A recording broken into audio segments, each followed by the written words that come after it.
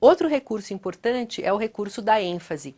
Quando eu enfatizo alguma palavra, eu dou valor a essa palavra e eu me coloco pessoalmente mostrando para o meu interlocutor que eu estou considerando aquele trecho importante.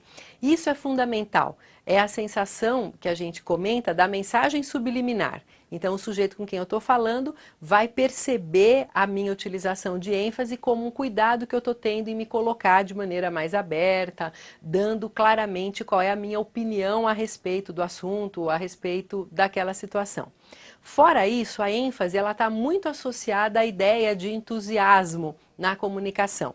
Então, por exemplo, às vezes a gente encontra executivos que falam corretamente, que se colocam de maneira impecável, a gente ouve a pessoa falar e julga assim, nossa, que sujeito equilibrado, controlado, como ele consegue passar bem a ideia dele. Mas se ele não marcar trechos do seu discurso com a ênfase, ele vai passar a ideia de pouco entusiasmo. Então, por exemplo, se eu digo alguma coisa do tipo, o presidente sancionou hoje a lei que altera a aposentadoria.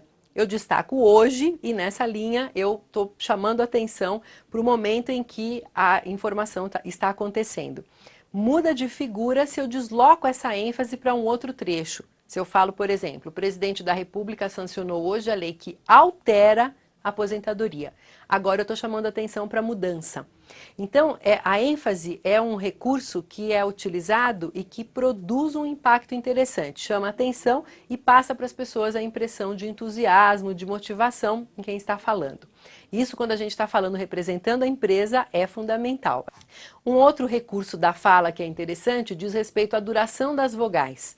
As vogais, elas produzem um impacto muito importante.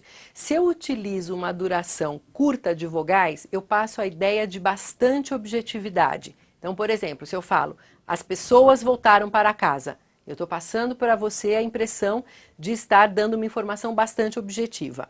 Ao contrário, se eu opto por aumentar a duração da vogal, eu passo a ideia de mais subjetividade. Por exemplo, as pessoas voltaram para casa.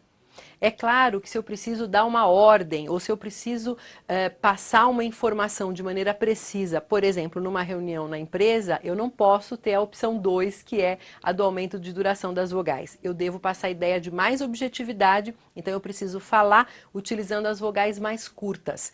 É essa a mensagem que eu vou estar transmitindo.